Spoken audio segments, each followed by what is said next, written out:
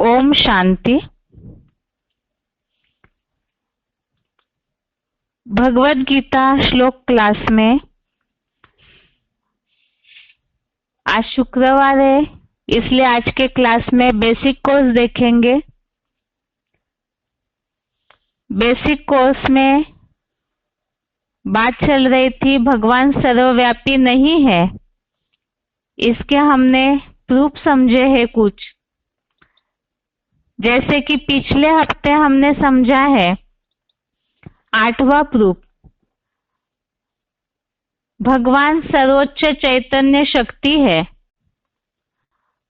तो उनका संग का रंग, अगर भगवान सर्वव्यापी है तो मनुष्यों में उस शक्ति के संग के रंग का असर दिखना चाहिए।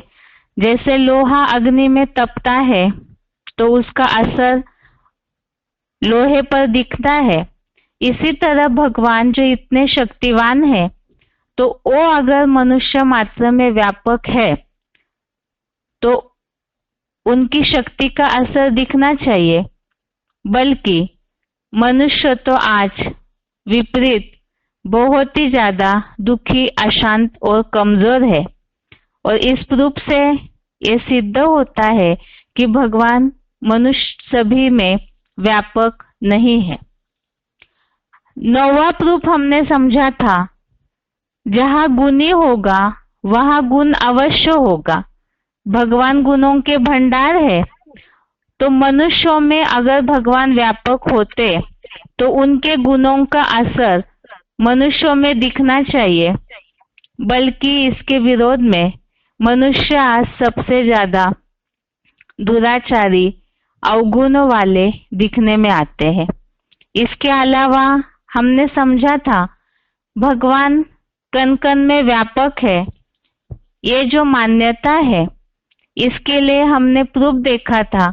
अगर कण कण में भगवान व्यापक है तो ये सारी प्राकृतिक आपदाएं जो मनुष्यों के लिए, सबके लिए दुखदाई है, ये क्यों है?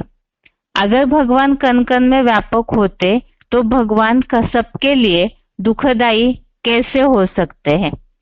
तो इससे भी ये सिद्ध होता है कि भगवान कण कण में व्यापक नहीं है।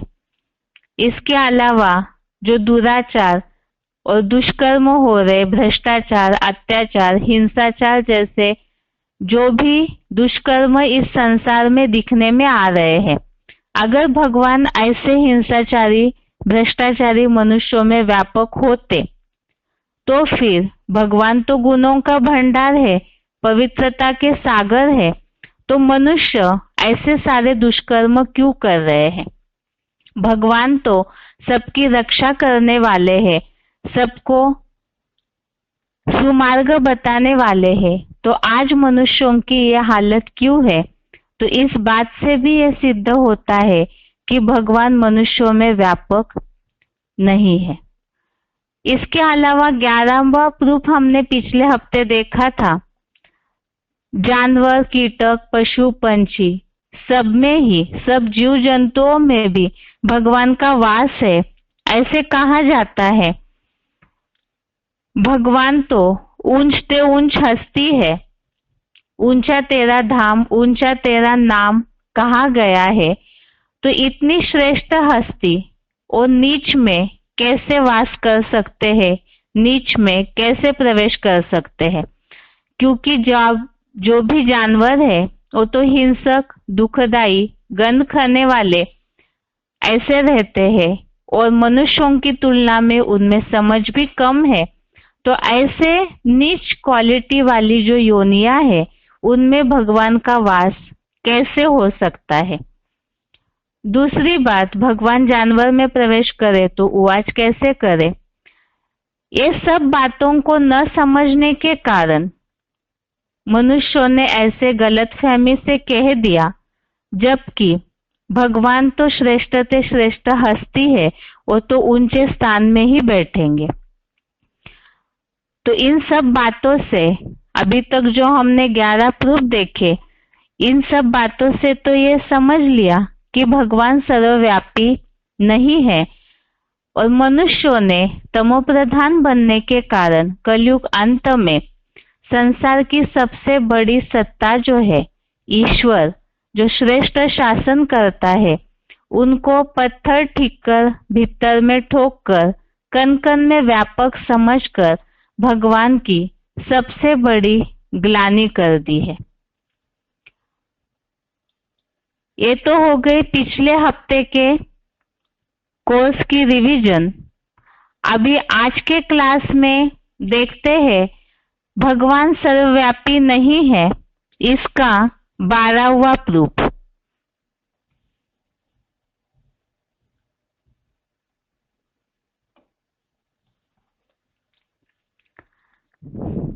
बारहवें प्रूफ में आज हम देखेंगे पिता सर्वव्यापी कैसे हो सकते हैं।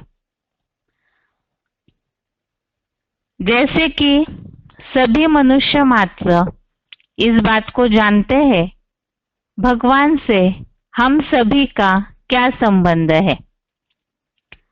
भक्ति मार्ग में और धर्मों में, जैसे कि अभी तक जो बेसिक कोर्स हमने देखा है सर्व आत्माओं के पिता का, उसमें भी हमने इस बात को समझा है। और मनुष्य जैसे जन्म लेता है, समझ आती है, तब से ही भगवान की जब उसे पहचान कराई जाती है कर्मों के हिसाब से, तो यही समझते हैं, सब अंतरात्मा से जानते हैं कि भगवान हम सबके पिता है, पारलौकिक पिता है, परम पिता है। जैसे कि क्रिश्चियंस लोग गॉड फादर कहते हैं, मुस्लिम लोग अल्लाह खुदा के रूप में मानते हैं, हिंदू लोग भी उन्हें पिता के रूप में मानते हैं। हर धर्म वाले ही भगवान को परम पिता के रूप में मानते हैं। भक्ति मार्ग में गाया भी हुआ है कि तुम मात पिता हम बालक तेरे। अब सभी इस बात को जानते हैं कि हम सबके पिता है, वो परम पिता है भगवान। अब ये संबंध तो हमने समझ लिया। अब यह बात चल रही है भगवान सर्वव्यापी है, ये जो प्रचलित मान्यता है दुनिया में, यदि हम व्यवहारिक रीति से देखें तो कोई भी बच्चों से अगर पूछा जाए तो वो तो यही बताते हैं कि उनके पिता का परिचय देना है, तो वो तो यही एक ही पिता का नाम बताएंगे, एक ही परिचय बताएंगे। अब अगर भगवान सभी में व्यापक है तो इसका मतलब हर एक आत्मा भगवान हो गई।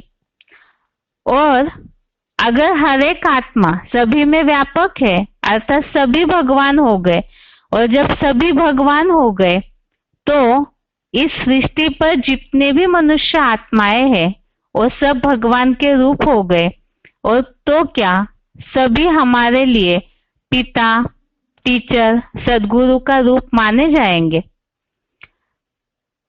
तो तर्क संगत बात तो एक है, हर एक व्यक्ति अपने पिता का परिचय देते समय तो एक ही पिता का परिचय देते हैं। दुनियावी हिसाब से भी अगर कोई बच्चा अपने 2-3 पिता, 4-5 पिता बताए तो उसे गलत माना जाता है। तो इसी हिसाब से लौकिक पिता जो इस लोक में जन्म देते हैं शरीर को, वो पिता का परिचय भी एक ही पिता के रूप में दिया जाता है। उस पिता के लिए तो कोई भी ये नहीं कहते हैं कि वो सर्वव्यापी है। इसी तरह से जब लौकिक पिता एक है तो फिर जो पारलौकिक पिता है वो सब कैसे हो सकते हैं?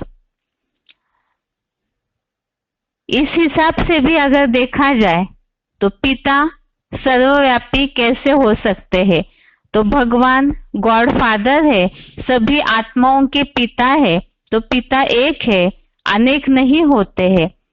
इस व्यवहारिक बात से भी समझ सकते हैं कि भगवान सर्वव्यापी नहीं है। दूसरा प्रूफ है 13वां,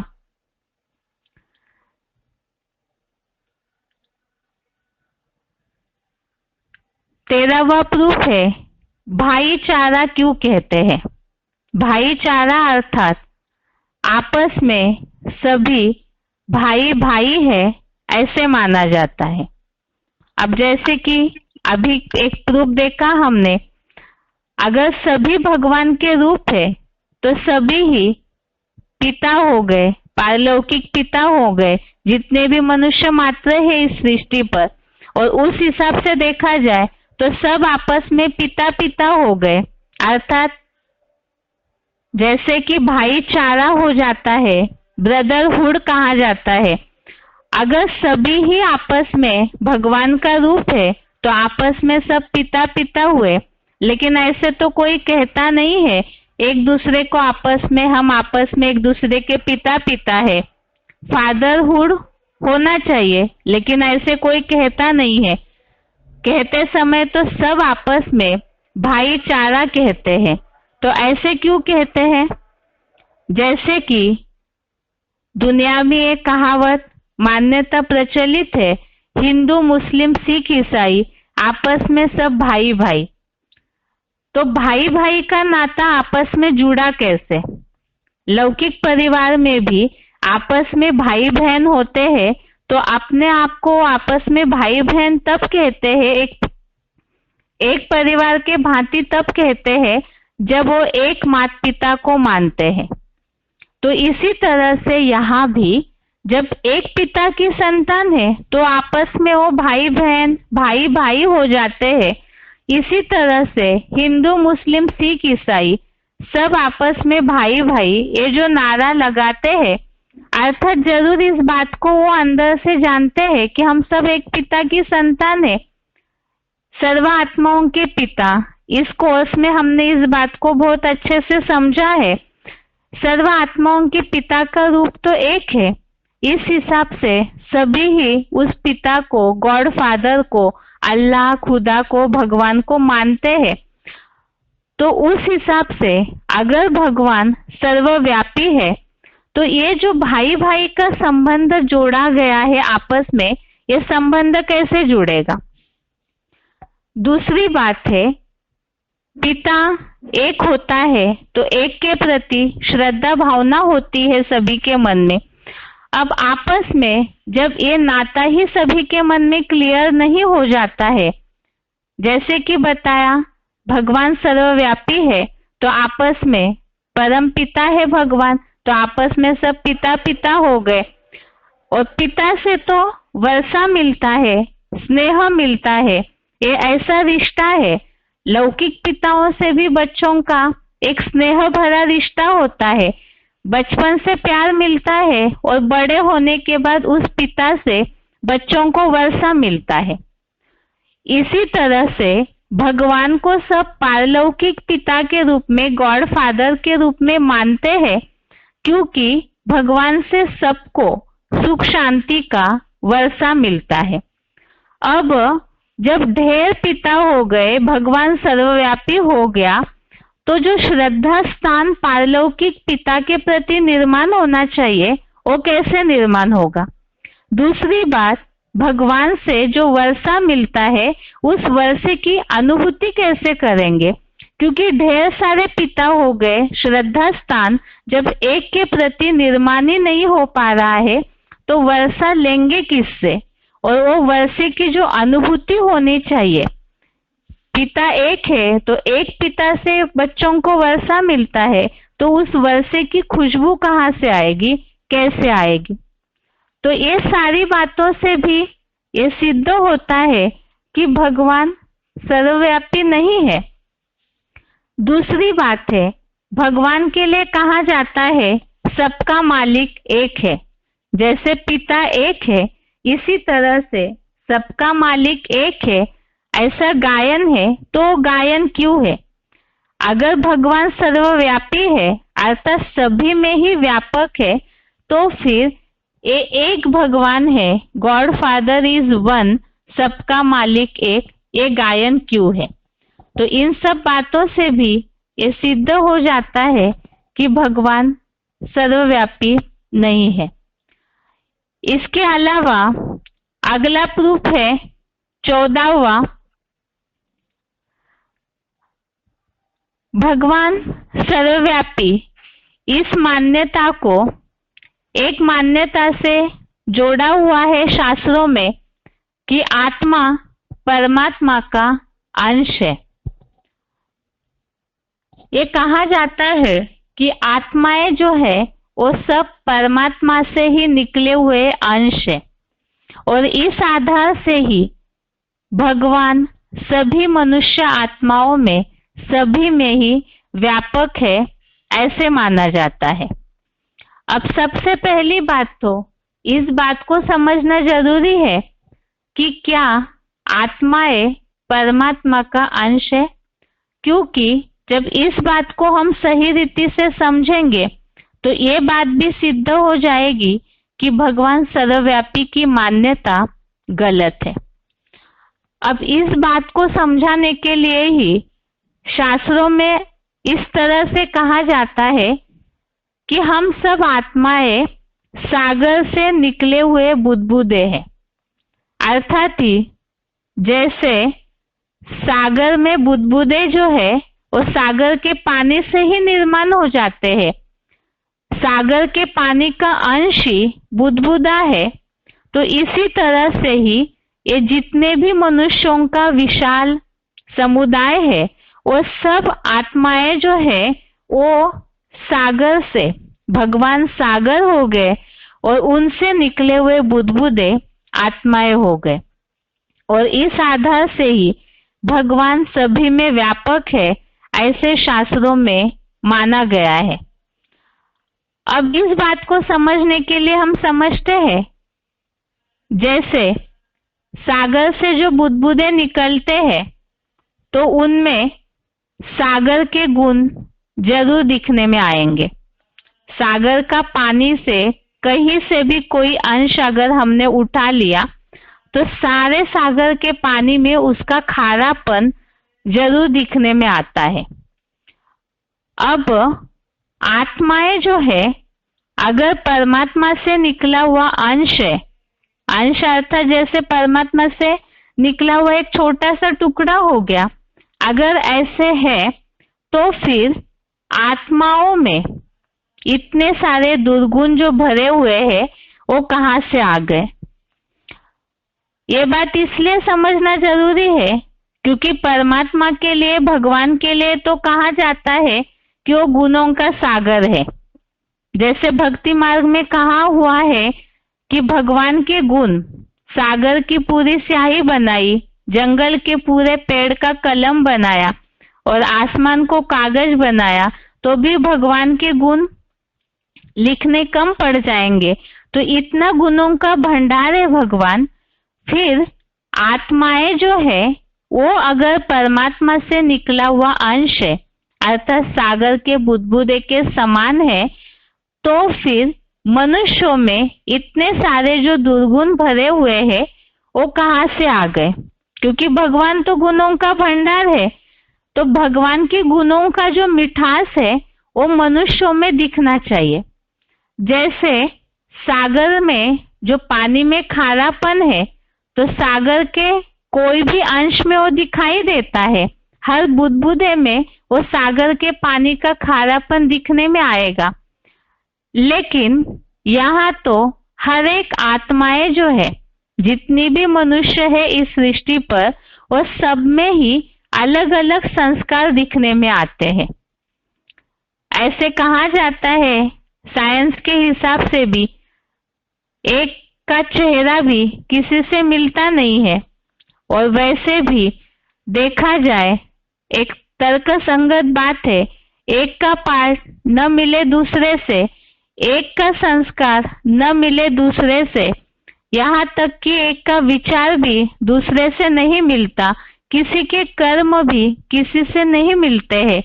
तो ये सारी जो भिन्नता है संस्कार, गुणों की, कर्मों की, चेहरों की, तो ये सारी जो भिन्नता है वो कैसे निर्माण हो गई? अगर सागर के अंश है तो ये जो अलगाव है, जैसे सागर के जो बुदबुदे हैं वो तो सागर से निकले हुए पानी के समान होते हैं, इसी तरह से अगर मनुष्य भगवान का अंश होते, मनुष्य आत्माएं, तो फिर ये अलगाव आत्माओं में दिखने में आना ही नहीं चाहिए। इतना ही नहीं, ये जो अलगाव है ये तो जन्म जन्मांतर से चलता हुआ आया है। सृष्टि चक्र के चित्र में हमने जिस आधार से समझा है, मनुष्य आत्माएं जिस तरह से गिरती कला को पहुंचने लगती है, उतर चढ़ती कला से सतयुग से कलयुग तक जब उतरती है, तो सारी भिन्नताओं के कारण ही आकर के ये सृष्टि पूरी तरह से तामसी बन चुकी है। तो फिर जन्म जन्मांतर से ही ये जो भिन्नताएं दिखने में आ रही है, अगर आत्माएं परमात्मा का, भगवान का अंश होते तो फिर ये भिन्नता दिखने में आनी ही नहीं चाहिए। तो इससे भी ये सिद्ध हो जाता है कि वास्तव में आत्माएं जो है वो भगवान का अंश नहीं है, परंतु वंश है। वंश अर्थात जैसे पिता के बच्चे होते हैं तो वो बच्चे अपने पिता के वंश को चलाते हैं, तो इसी तरह से आत्माएं जो है वो भगवान के बच्चे हैं, इसीलिए उन्हें पारलौकिक पिता सब मानते हैं, अर्थात ही वो वंश है। और इस बात को तो हमने बेसिक कोर्स में आत्मा का जो टॉपिक है उसमें विस्तार से समझा है कि आत्माएं जो है वो रची नहीं जाती है। भगवान को आत्माओं का पारलौकिक पिता, गॉड फादर इसलिए कहा जाता है क्योंकि वो ज्ञान के आधार से मनुष्य आत्माओं की जब तामसी बनते हैं तो रचना करते हैं। अलग से यहाँ कोई भगवान मनुष्य आत्माओं को क्रिएट करते हैं, जिसे कि समझा है शास्त्रकारों ने भक्ति मार्ग में गलतफहमी से कि आत्माएं भगवान का अंश है, अर्थात ही भगवान ने अलग से उन्हें कुछ क्रिएट किया या परमात्मा से निकले हुए कुछ टुकड़े हैं, इस तरह से समझा गया है। वास्तव में ये मान्यता गलत है। हम सब भगवान के वंश है, अर्थात ही बच्चे हैं। इसी से जुड़ी हुई अगली मान्यता है 15वां प्रूफ, जो माना जाता है आत्मा परमात्मा में लीन हो जाती है। जैसे शुरुआत के लिए समझा गया कि आत्माएं परमात्मा का अंश है, अर्थात निर्माण होने के लिए समझा कि परमात्मा से निकले हुए हैं। अब इस बात को तो हमने समझा, अगर आत्माएं परमात्मा से निकली होती अर्थात ही अंश होते, तो फिर परमात्मा के गुण मनुष्य आत्माओं में दिखने में आने चाहिए, लेकिन वो किसी में भी एक भी गुण ऐसा भगवान का इस तरह से दिखने में नहीं आता है। पूरी तरह से आपस में भी सभी में गुणों में, संस्कारों में भिन्नता है। इससे ही सिद्ध होता है कि हम सागर से निकले हुए बुदबुदे समान, अर्थात भगवान के अंश नहीं है। अब इससे जुड़ी हुई जो 15वीं बात, 15वां प्रूफ है, ये मान्यता है कि आत्माएं परमात्मा में लीन हो जाती है। अब जब आत्माएं परमात्मा का अंश नहीं है, ये बात हमने समझ ली। इसी तरह से लीन होने की बात कहाँ तक सही है और कैसे गलत है, उसे भी समझते हैं। शास्त्रों में जो कहा है कि सागर के बुदबुदे हैं, अब सागर से निकले हैं तो सागर में ही समा जाते हैं, अर्थात आत्मा परमात्मा में लीन हो जाती है। अब इसे समझने के लिए हम एक उदाहरण लेते हैं। अगर सागर से आत्माएं निकली हुई है कहा और सागर में ही फिर समा जाती है, अर्थात भगवान से निकले और भगवान में ही समा जाते हैं।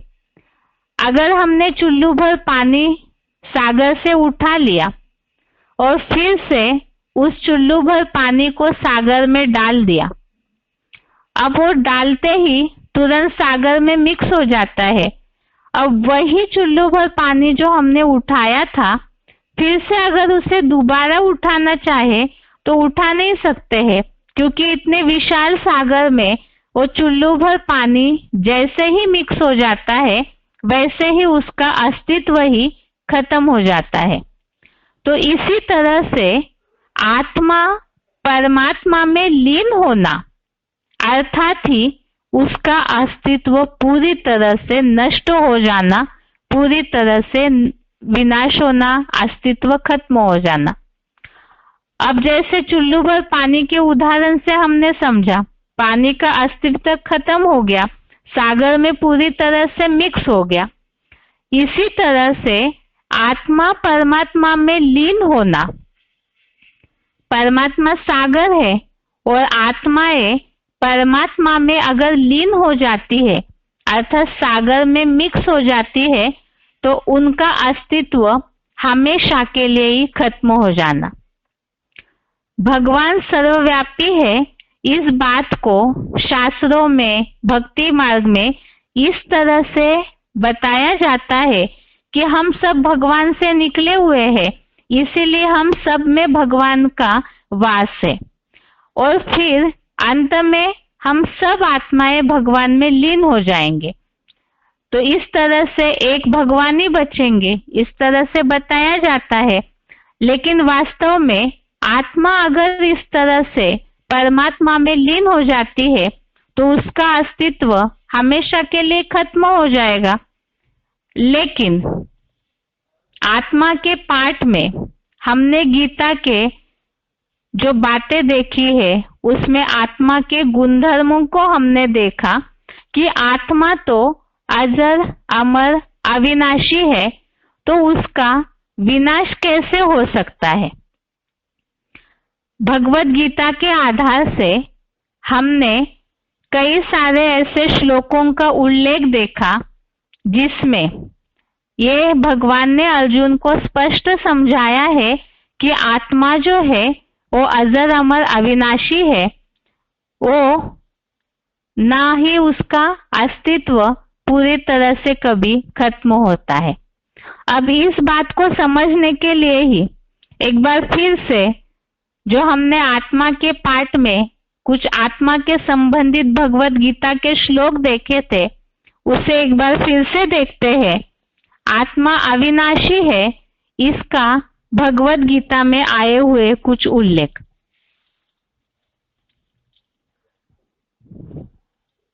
भगवत गीता का दूसरे अध्याय का 18वां श्लोक, अध्याय सेकंड, श्लोक नंबर 18।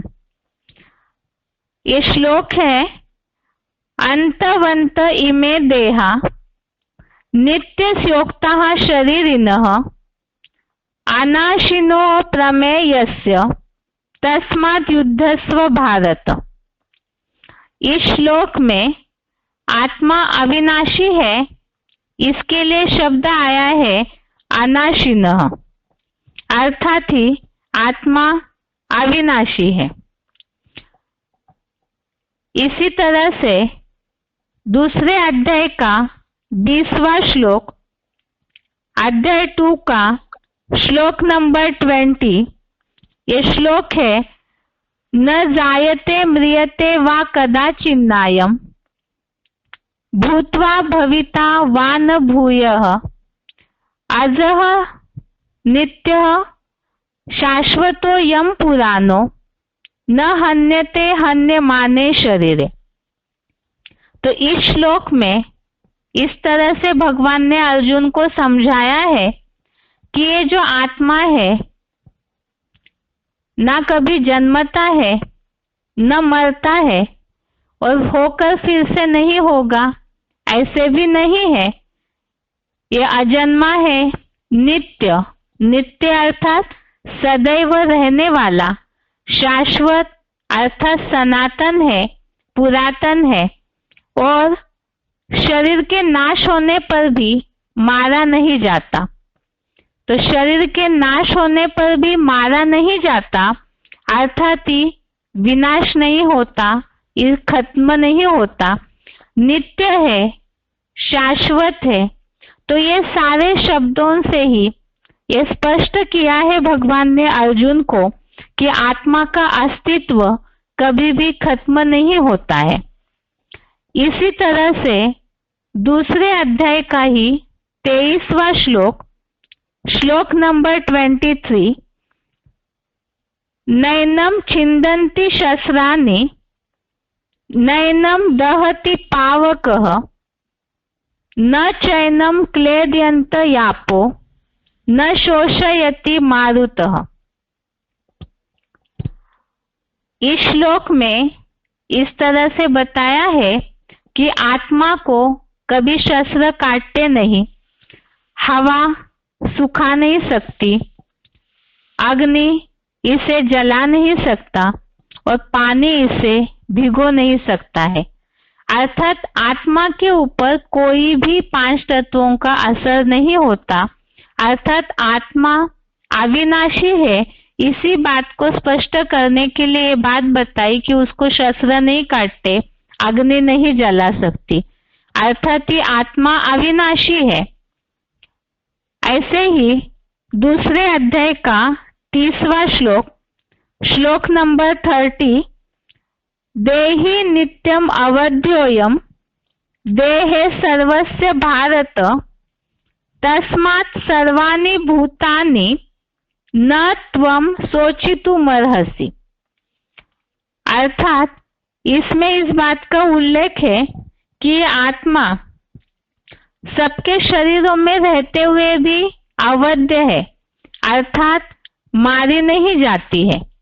तो इसका मतलब ही ये सारे श्लोकों से ही इस बात को अर्जुन को भगवान ने क्लियर किया कि आत्मा अविनाशी है, उसका अस्तित्व कभी भी खत्म नहीं होता है।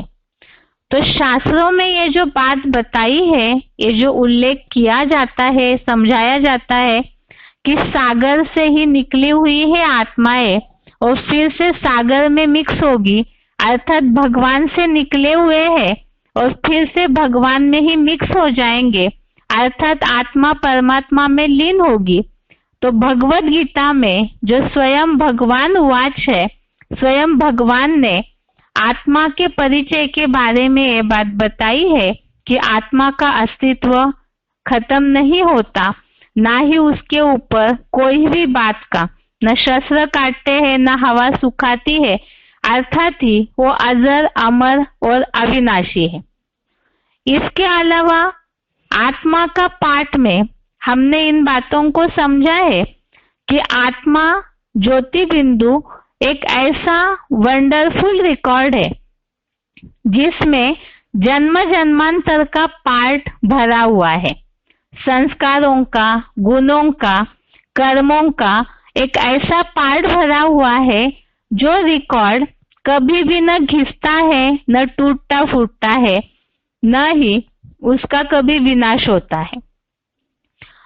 अब इस बात से भी ये क्लियर हो जाता है कि आत्मा का रिकॉर्ड, जो संस्कार, गुण, कर्मों का, सब आत्माओं में अपना अपना विभिन्न रिकॉर्ड भरा हुआ है।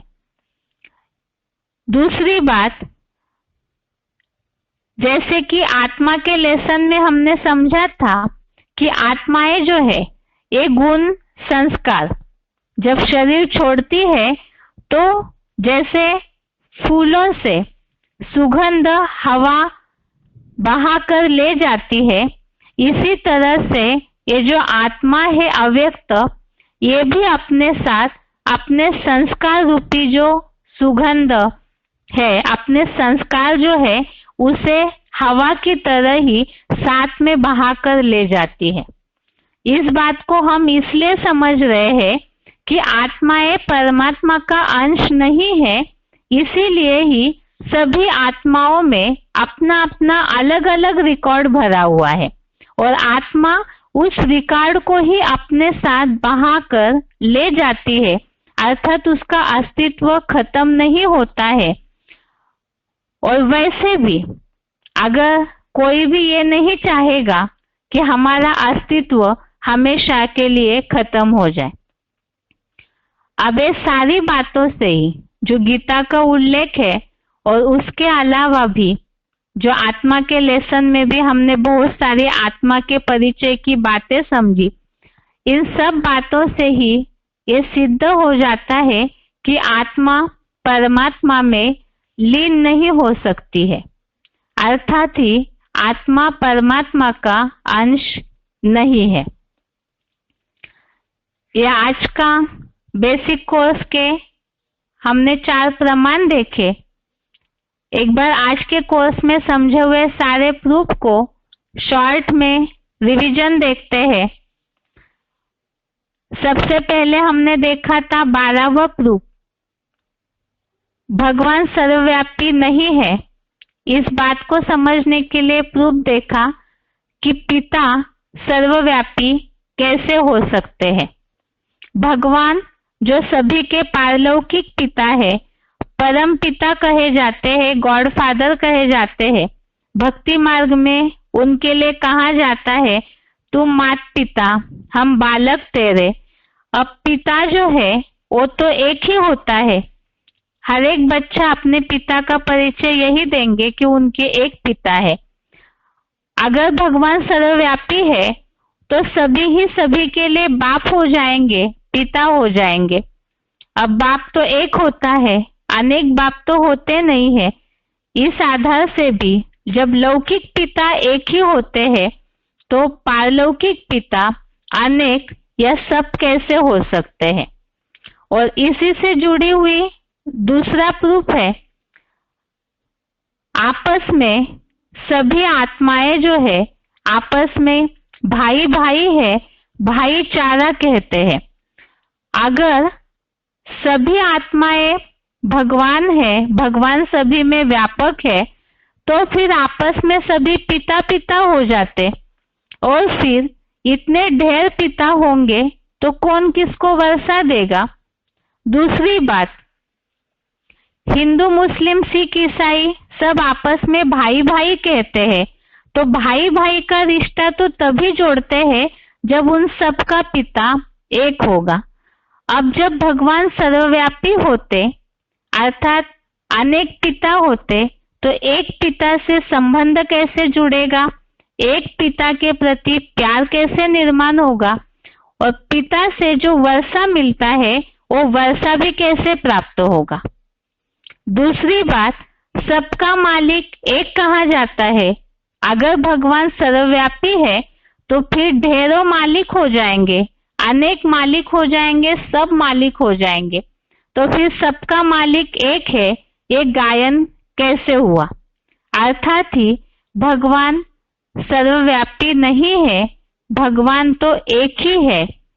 और अगली मान्यता 14वीं, आत्मा परमात्मा का अंश नहीं है। शास्त्रों में जो कहा है कि हम सब आत्माएं सागर से निकले हुए बुदबुदे हैं, अर्थात सागर का अंश है, अर्थात परमात्मा से निकले हुए अंश है। लेकिन इस बात को हमने समझा कि अगर आत्माएं सागर का अंश है, परमात्मा का अंश है, तो जैसे सागर से निकले हुए बुदबुदों में सागर के पानी का गुण खारापन होता है, तो फिर अगर आत्माएं परमात्मा का अंश होते तो परमात्मा के गुण, भगवान के गुण सभी में दिखने में आने चाहिए। लेकिन ऐसे तो है नहीं। सारी जितनी भी आत्माएं सृष्टि पर, उन सब के संस्कार अलग अलग है, एक का पार्ट न मिले दूसरे से, और ये जन्म जन्मांतर से ही ऐसा चला आया है। तो इस सब बातों से ही ये सिद्ध हो जाता है कि ये जो अलगाव है, भगवान के गुण किसी में भी दिखने में आते नहीं है। अर्थात ही हम सब भगवान के अंश नहीं है, परंतु वंश है, अर्थात ही भगवान के सब बच्चे हैं। इसी तरह से आत्माओं के लिए माना जाता है कि आत्मा परमात्मा में लीन हो जाती है। ये मान्यता भी किस तरह गलत है, इसे भी हमने समझा। अगर आत्माएं सागर अर्थात भगवान से निकले हुए हैं, फिर भगवान से ही लीन हो जाते, भगवान में ही। अगर सागर में से चुल्लू भर पानी उठा लिया और फिर से सागर में डाल दिया, तो चुल्लू भर पानी का अस्तित्व हमेशा के लिए खत्म हो जाता है। इसी तरह अगर आत्मा परमात्मा में लीन हो जाती तो आत्मा का अस्तित्व हमेशा के लिए खत्म हो जाता।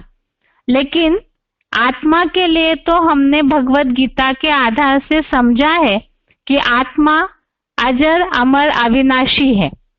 और उसके जो श्लोक हमने देखे, दूसरे अध्याय का 18, 20, 23 और 30 नंबर श्लोक, अध्याय 2 का श्लोक नंबर 18, श्लोक नंबर 20, श्लोक नंबर 23, श्लोक नंबर 30, इन सब श्लोकों में भगवान ने अर्जुन को समझाया है कि आत्मा अजर अमर अविनाशी है।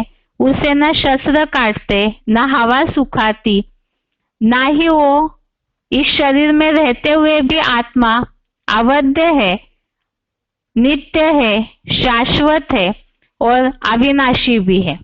तो इन सब भगवत गीता के श्लोकों में आए हुए उल्लेख से ही ये बात सिद्ध हो जाती है कि आत्माएं परमात्मा में लीन नहीं होती है, बल्कि वो अविनाशी है और हर एक आत्मा का अपना अपना एक अलग अस्तित्व है।